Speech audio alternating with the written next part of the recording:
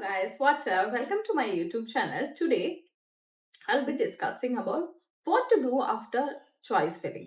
Choice filling के बाद आपको क्या करना है, चॉइस फिलिंग के बाद आपको क्या क्या मेल्स आएंगे, क्या क्या करना होता है, इसके बारे में आज डिटेल में हम बात करेंगे। ओके, तो फर्स्ट ऑफ ऑल जैसे चॉइस फिलिंग आपका फिनिश हो गया, अभी we have to wait for choice filling का रिजल्ट। ओके, तो चॉइस आपने फिल किया, आपको रिजल्ट आ गया कि आपको ये एम्स मिल गया है। ओके, अगर आपको एक एम्स मिल गया है, उसके बाद यू हैव टू कंफर्म कि आपको ये वो एम्स लेने के लिए आप रेडी हो। Like you have to keep the confirmation, yes I am ready to accept this AIIMS करके।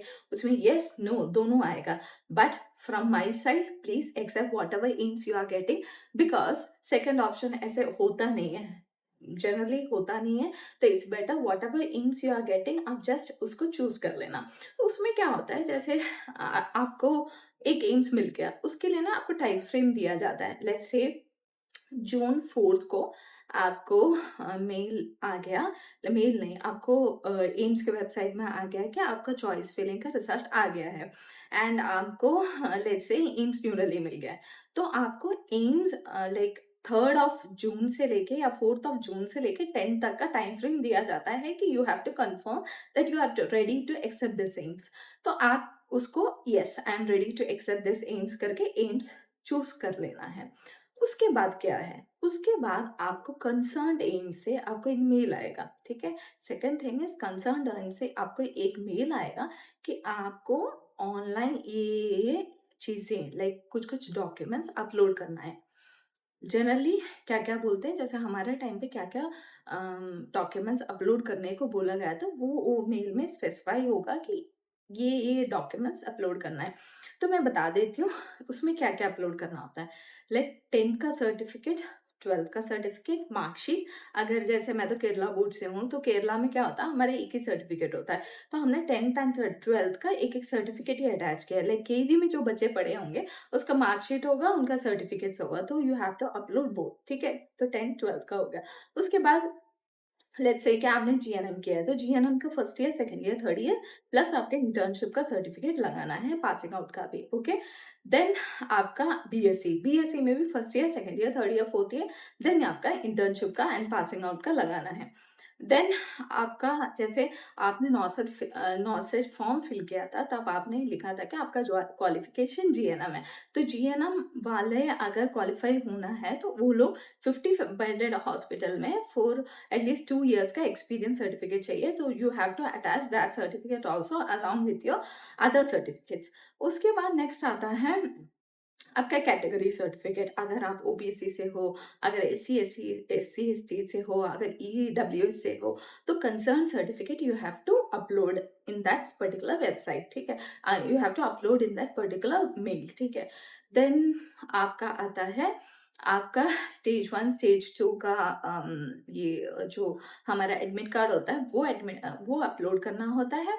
एंड आपका वैलिड आईडी प्रूफ लाइक आधार हो गया या वोटर्स आईडी हो गया, आपका एड्रेस प्रूफ हो गया, ये सब कुछ अपलोड करना होता है। उसके बाद आपको ये सब कुछ आपने अपलोड कर दिया, all these things you have uploaded.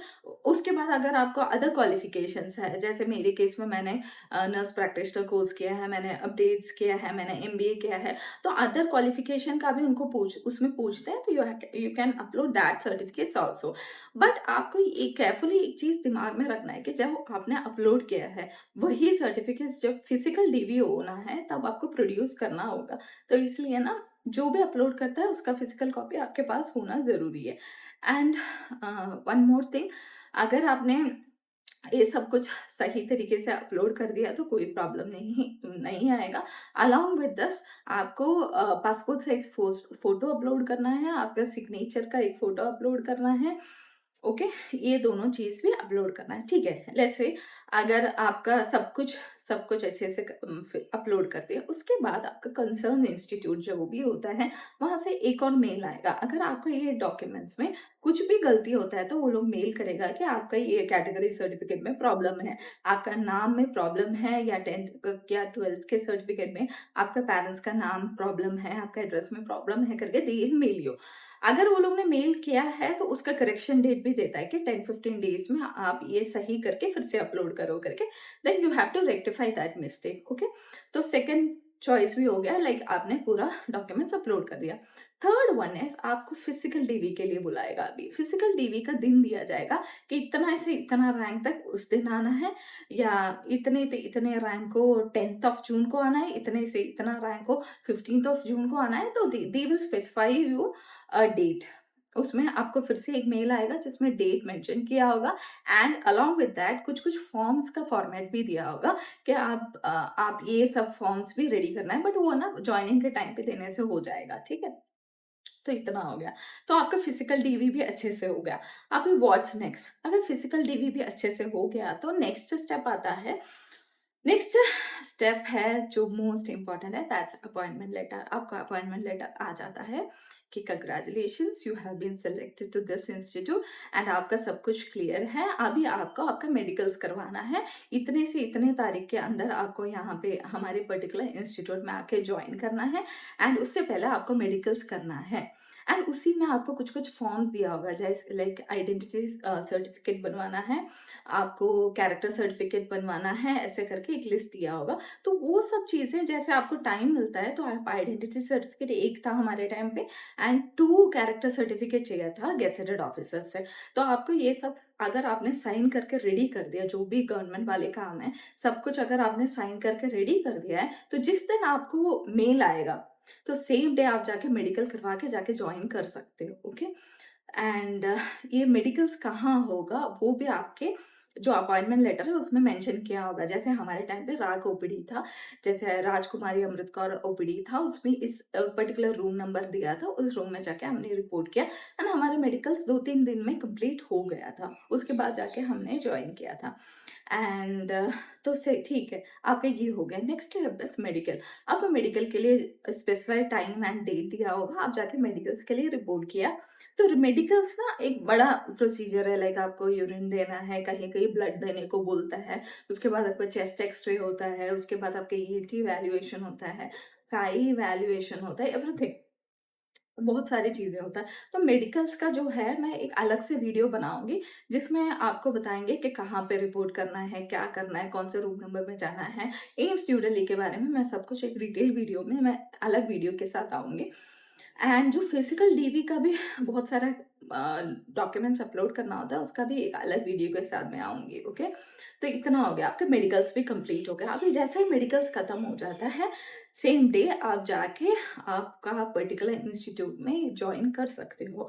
देखो, एक टिप मैं अपने साइड से देती हूँ जो हमने गलती किया, अगर आपने आज आपको मेडिकल्स खत्म होता है, सेम डे जाके जॉइन कर लो। एक दिन डिले मत करो, बिकॉज़ आपका सीनियॉरिटी उतना नीचे चला जाता है। तो इसीलिए आप सेम डे अगर हो सकता है तो जाके जॉइन करो, सो दैट आपका quarter allotment anything is there, वो है ना आपका जॉइनिंग डेट देखा जाता है। तो इसलिए it's better to go and join on that particular date. अगर इस वीडियो के लाइक अकॉर्डिंग आपको कुछ भी डाउट होता है, प्लीज़ कमेंट मी और DM me, I will reply for sure. कुछ भी डाउट होता है, feel free to contact me, okay. ठीक है, तो once again thank you so much, and आप लोगों की तरफ से बहुत प्यार आ रहा है for my video, so thank you so much. So please like share and subscribe my channel, thank you so much.